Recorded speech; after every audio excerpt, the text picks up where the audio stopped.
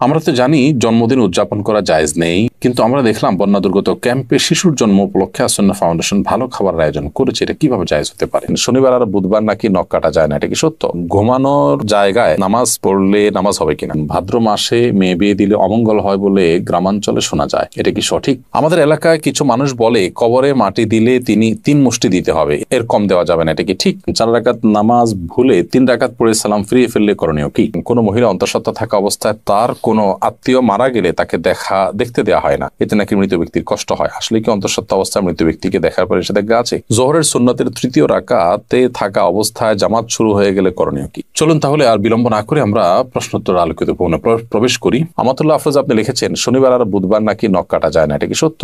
নখ কাটার নির্দিষ্ট কোনো দিনক্ষণ নাই যে এই সময় নখ কাটতে হবে বা এই সময় নখ কাটা যাবে না। সারা সপ্তাহের যে কোনো সময় যে কোনো দিন রাতে দিনে আপনি নখ কাটতে পারবেন। শুক্রবার নখ কাটাকে কেউ কেউ মুস্তাহাব বলেছেন, কোন সালাফের আমল রয়েছে। এর বাইরে আসলে এটাকে সুন্নাহ বা ওই দিনই কাটতে হবে এমন কোনো বাধ্যবাধকতা নেই, আর নিষেধাজ্ঞা তো কোনো দিনের জন্যই নাই। বিদায় শনিবার বুধবারে নখ কাটা যাবে না মর্মে কথা যদি কেউ বলে থাকেন, সেটি নিছকই কুসংস্কার এবং দলিলবিহীন একটি কথা। এমনি আমজাদ হোসেন আপনি লিখেছেন ঘুমানোর জায়গায় নামাজ পড়লে নামাজ হবে কিনা? যে জায়গাটা আপনি ঘুমিয়ে থাকেন বা শুয়ে থাকেন বা যেটা আপনার শোবার ঘর, শোয়ার জায়গা, সেখানে নামাজ পড়েছেন, যদি পবিত্র হয়, পাক হয়, নামাজ হয়ে যাবে, কোনো অসুবিধা নেই। তবে নামাজের যাতে মনোযোগ থাকে সেরকম জায়গা থাকা উচিত। ধরুন সেখানে ঘুমানোর জায়গা, সেখানে হয়তো কালারফুল নানা বিছানা টিছানা আছে, সেটা আপনার মনোযোগ নষ্ট হতে পারে। এরকম হলে সেখানে বিছানা বিছিয়ে নেবেন, জানামাজ বিছিয়ে নেবেন বা এমন কিছু বিছিয়ে নেবেন যে আপনার মনোযোগকে নষ্ট না করে। এমডি মুস্তাফিজুর রহমান লিখেছেন তেলাওয়াতের সেজদার বিধান কি? যদি সেজদা না করা হয় তাহলে কি গুনাহ হবে? ভাই মুস্তাফিজুর রহমান, তেলাওয়াতের সেজদা দেওয়া ওয়াজিব। আপনি কোরআন কারীমের সেজদার যে আয়াতগুলোতে সেজদা বিষয়ক নির্দেশনা রয়েছে এবং তার পাশে সেজদা লেখা আছে, এগুলো তেলাওয়াত করলে আপনাকে সেজদা দিতে হবে। আর সেজদা যদি আপনি না করেন, যেহেতু ওয়াজিব, অতএব ওয়াজিব তরকের গুনাহ হবে। জান্নাতুল ফেরদাউস লিখেছেন কোনো মহিলা অন্তঃসত্ত্বা থাকা অবস্থায় তার কোনো আত্মীয় মারা গেলে তাকে দেখতে দেওয়া হয় না, এতে নাকি মৃত ব্যক্তির কষ্ট হয়। আসলে কি অন্তঃসত্ত্বা অবস্থায় মৃত ব্যক্তিকে দেখার পরে নিষেধাজ্ঞা আছে? সম্পূর্ণ ভিত্তিহীন এবং কুসংস্কারাচ্ছন্ন কথা। অন্তঃসত্ত্বা থাকা অবস্থায় অনেকগুলো কুসংস্কারের কথা আমরা জানি। এটা কাটা যায় না, সেটা কাটা যায় না, তারপরে চন্দ্রগ্রহণ হলে বাহির হওয়া যায় না, তারপর এই যে আরেকটা নতুন করে শুনলাম যে কোনো আত্মীয় মারা গেলে তাকে দেখা যায় না। একেবারেই ভিত্তিহীন কথা। আপনি যাদেরকে জীবদ্দশা দেখতে পারতেন, মৃত্যুর পর তাদেরকে দেখতে পারবেন। ধরুন আপনার শ্বশুর মারা গেছে, তো আপনি তাকে দেখতে পারবেন। যার সাথে আপনার দেখা দেওয়া যায় তাকে আপনি দেখতে পারবেন। অন্তঃসত্ত্বা হওয়া বা না হওয়ার কোনো সম্পর্ক এর সাথে বা এর কারণে কোনো পার্থক্য বিধানের ক্ষেত্রে হবে না। এমনি দেলোয়ার হোসেন লিখেছেন আমি গরু পালন করি, অনেক সময় গরুর প্রস্রাবের ছিটা কাপড়ে লাগে, এই কাপড় পরে নামাজ পড়া যাবে কি না? ভাই দেলোয়ার হোসেন, আপনি যে গরু লালন পালন করেন, এই গরু লালন পালন করতে গিয়ে যদি ছিটা পড়ে, সেই ছিটা যদি শুয়ের আগার সমপরিমাণ হয়, এরকম ক্ষুদ্র ক্ষুদ্র ছিটা যদি পড়ে 2-4টা, কোনো অসুবিধা নেই, এতে অসুবিধা হবে না। কিন্তু যদি অনেক বেশি পেশাব লাগে, ছিটা নয় বরং ফোঁটা পড়ে, অনেক ফোঁটা পড়ে, তাহলে সেক্ষেত্রে সেই কাপড় আপনাকে পরিবর্তন করে বা কাপড়ের সেই জায়গাটা ধুয়ে, যেখানে লেগেছে ধুয়ে আপনাকে নামাজ পড়তে হবে। আমাদের এলাকায় কিছু মানুষ বলে কবরে মাটি দিলে তিনি 3 মুষ্টি দিতে হবে, এর কম দেওয়া যাবে না, এটা কি ঠিক? না, এরকম কোনো বাধ্যবাধকতা নেই যে কবরে মাটি 3 মুষ্টির কম দেওয়া যাবে না, দিলে কোনো হবে এমন কোনো কথা নেই। কবরে মাটি আপনি 3 মুষ্টি, 5 মুষ্টি, 7 মুষ্টি, 6 মুষ্টি, যা খুশি দিতে পারেন। এমনকি মুষ্টিতে দিতেই হবে এমন কোনো বাধ্যবাধকতাও নেই। আপনি কোদাল দিয়ে দিতে পারেন, অন্য কোনোভাবে দিতে পারেন। মৃত ব্যক্তিকে দাফন করা ফরজে কিফায়া। সমাজের কিছু মানুষ যদি সেটি করেন, সবার তরফ থেকে সেটি আদায় হয়ে যায়। অতএব মৃত ব্যক্তিকে দাফন করার এই কাজ আপনি শরীক হলেন, একটু মাটি দিলেন, এটা সবের কাজটা আপনি করেন। বাট আপনার এটা মাথায় রাখা দরকার যে 3 মুষ্টি দিতে হবে, এরকম কোনো বাধ্যবাধকতার কথা কোরআন বা সুন্নাহর কোথাও বলা হয়নি। এমডি মুখলেসুর রহমান আপনি লিখেছেন 4 রাকাত নামাজ ভুলে 3 রাকাত পড়ে সালাম ফিরিয়ে ফেললে করণীয় কি? 4 রাকাত নামাজ যদি 3 রাকাত পড়ে সালাম ফিরিয়ে ফেলেন এবং সালাম ফেরানোর সাথে সাথে মনে পড়ে, তাহলে ওই অবস্থা আপনি দাঁড়িয়ে যাবেন, আরো 1 রাকাত যুক্ত করে তারপর শেষে সেজদায়ে সাহু দিবেন। ইনশাআল্লাহ তাতে আপনার সালাত আদায় হয়ে যাবে। যদি সালাম ফেরানোর পর কথাবার্তা বলেছেন, উঠা বসা করেছেন বা সালাত ভঙ্গকারী কোনো কিছু হয়েছে, হাঁটাচলা করেছেন, এরপরে আপনার মনে পড়েছে, তাহলে ওই সালাত পুনরায় আপনাকে আদায় করতে হবে। অর্থাৎ হাঁটাচলা করেছেন, উঠা বসা করেছেন, কথাবার্তা বলেছেন, এরপর আবার 1 রাকাত প্লাস করে সেজদায়ে সাহু দিলে কিন্তু আর হবে না। 4 রাকাত সালাতকে 3 রাকাত আদায় করেছেন, করে সালাম ফেরানোর সাথে সাথে মনে পড়লো বা সালাম ফিরিয়েছেন, কোনো সালাত ভঙ্গকারী আর কোনো কাজ করেননি, মনে পড়েছে, তাহলে তৎক্ষণাৎ তার সাথে আরো 1টি রাকাত যুক্ত করে সেজদায়ে সাহু দিবেন, সালাত হয়ে যাবে ইনশাআল্লাহ তাআলা।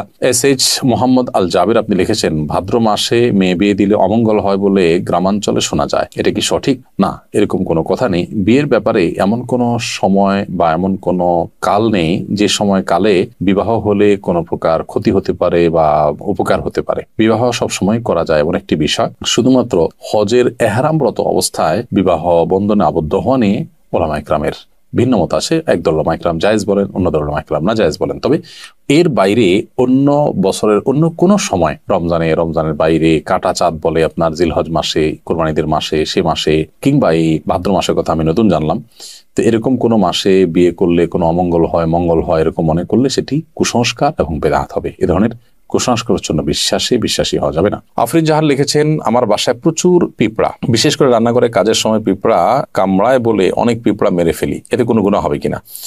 পিঁপড়া যদি আপনি মারেন এতে গুনাহ হবে না, কিন্তু আগুন দিয়ে পুড়িয়ে পিঁপড়া মারবেন না, এ ব্যাপারে নবী সাল্লাল্লাহু আলাইহি ওয়াসাল্লামের নিষেধাজ্ঞা রয়েছে। এর বাইরে আপনার পিঁপড়ার উপদ্রব থেকে বাঁচার জন্য আপনি সেটা মেরে ফেলতে পারেন। যে কোনো প্রাণী আমাদের যদি উপদ্রবের কারণ হয় তাহলে সেটা থেকে আত্মরক্ষার জন্য আমরা সেটি মারতে পারি, কিন্তু নির্মমভাবে বা অপ্রয়োজনে কষ্ট দিয়ে তাকে তিলে তিলে শেষ করা বলতে যেটা বোঝানো হয় সেটা করা জায়েজ হবে না। জোহরের সুন্নতের তৃতীয় রাকাতে থাকা অবস্থায় জামাত শুরু হয়ে গেলে করণীয় কি? জোহরের সুন্নতের তৃতীয় রাকাতে আপনি আছেন, এমন অবস্থায় জামাত শুরু হয়ে গেলে আপনি আরেক রাকাতের সাথে প্লাস করবেন এবং তাড়াতাড়ি সেটা শেষ করে জামাতে শামিল হয়ে যাবেন। এক্ষেত্রে নামাজ ভেঙে ফেলবেন না। এটাই হলো ফুকাহায়ে আহনাফের মত এবং এটা অধিকতর শক্তিশালী। আল্লাহ সুবহানাহু ওয়া তাআলা বলেছেন কোরআনে কারিমে, লা তুবতিলু আমালাকুম, তোমরা তোমাদের আমলকে বাতিল করে দিও না, নষ্ট করে দিও না।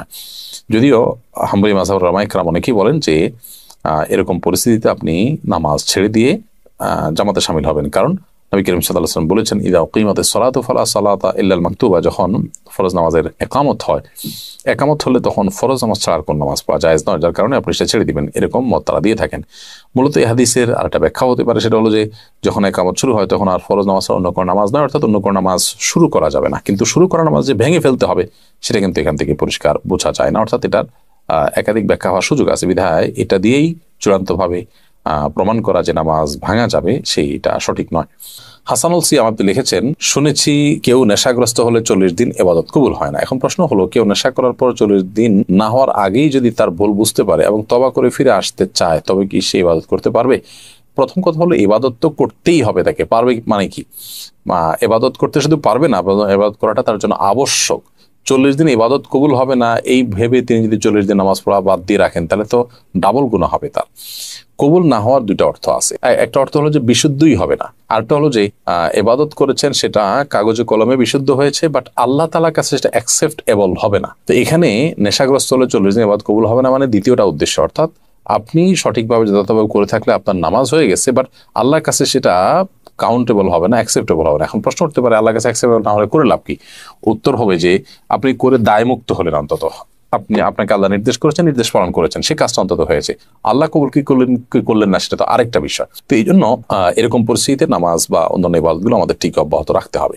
আমরা তো জানি জন্মদিন উদযাপন করা জায়েজ নেই, কিন্তু আমরা দেখলাম বন্যা দুর্গত ক্যাম্পে শিশুর জন্ম উপলক্ষে আসন্না ফাউন্ডেশন ভালো খাবারের আয়োজন করেছে। এটা কিভাবে জায়েজ হতে পারে? দেখুন, প্রথম কথা হলো যে শিশুর জন্মের দিনটি, যে দিনে সে জন্মগ্রহণ করেছে, এই দিনটিতে বাবা মা, আত্মীয় স্বজন সবাই আনন্দিত, এবং সেই দিনে আনন্দিত হয়ে তারা যদি ভালো খাবার খান, মিষ্টি কিনেন, এটা না জায়েজ পৃথিবীতে কেউ কোনোদিনই বলেনি। শিশুর জন্মের দিনে ভালো খাবার ব্যবস্থা করা আর প্রতি বছর জন্মদিন উদযাপন করা, কেক, মোমবাতি সহ, যেগুলোর প্রত্যেকটার আলাদা আলাদা ধর্মীয় ব্যাখ্যা আছে। কেক কেন ব্যবহার হয় জন্মদিনে, অন্য কোনো কিছু থাকতে কেক কেন, মোমবাতি কেন জ্বালানো হয়, এগুলো নিয়ে আপনি যদি একটু সোশ্যাল মিডিয়াতে অথবা আপনি গুগলে যদি সার্চ করেন তাহলে দেখতে পারবেন যে এর পেছনের রহস্যগুলো কি। অতএব ওই জিনিসগুলো একটা, আর জন্ম হয়েছে শিশুর, সে উপলক্ষে ওই দিনে মিষ্টি খেলেন, ভালো রান্না করলেন, যে কোনো আনন্দের ঘটনাকে কেন্দ্র করেই তো আমরা ভালো কিছু খাই, সেটাকে পৃথিবীর কোনো আলেম মানে নাজায়েজ বলেননি। দুটিকে যদি আমরা গুলিয়ে ফেলি তাহলে তো ভুল হবে, এবং সেই সাথে এটাকে কেউ ইবাদত শরিয়ার কাজও মনে করছে না। দুইটা জিনিস এখানে। জন্ম দিবস উদযাপন যেটি বছর বছর হয়ে থাকে, সেখানে যে সমস্ত আইটেমের প্রয়োজন হয় সেগুলো অগ্নিপূজকদের বিভিন্ন বিশ্বাস থেকে এসেছে, তাদের কৃষ্টি বা কালচার। আর যে কোনো আনন্দের বা যে কোনো সুখের কোনো ঘটনা আসলে তখন খুশি হয়ে নিজেরা ভালো কিছু খাওয়া বা খাওয়ানো, সেটাকে পৃথিবীতে কেউ নাজায়েজ বলেনি, এবং দুটি কখনো এক জিনিস নয়। এই পার্থক্যটা আমাদের করতে হবে। আমরা অনেক সময় এই বিষয়গুলোকে গুলিয়ে ফেলি। অ্যাক্সিডেন্টের কারণে আমার পায়ে প্লাস্টার লাগানো হয়েছে, এটা ভেজানো যাবে না, এমত অবস্থায় গোসল ফরজ হলে কি করব? অ্যাক্সিডেন্টের কারণে আপনার পায়ে যে প্লাস্টার লাগানো হয়েছে, পায়ে বা হাতে, সেই প্লাস্টার যদি ভেজানো না যায় পানিতে, তাহলে ওখানে প্লাস্টিক দিয়ে বিভিন্নভাবে পেঁচিয়ে তারপর আপনি গোসল করবেন। আর যদি সেখানে প্লাস্টিক দিয়ে পেঁচিয়ে গোসল করলেও পানি লেগে যাওয়ার আশঙ্কা থাকে, তাহলে কোনোভাবে কোনো কিছুতে রেখে উঁচুতে কোনোটা মোড়াতে বা কিছুতে রেখে এরপর আপনি আলতো করে পানি দিয়ে বাকি শরীর ধোবেন এবং সেই ব্যান্ডেজের জায়গাটা বা প্লাস্টারের জায়গাটা ভিজা হাত দিয়ে উপর দিয়ে আপনি মুছে নেবেন। ব্যাস, তাতে ইনশাআল্লাহ আপনার গোসল হয়ে যাবে। একইভাবে আপনি উযুও করবেন।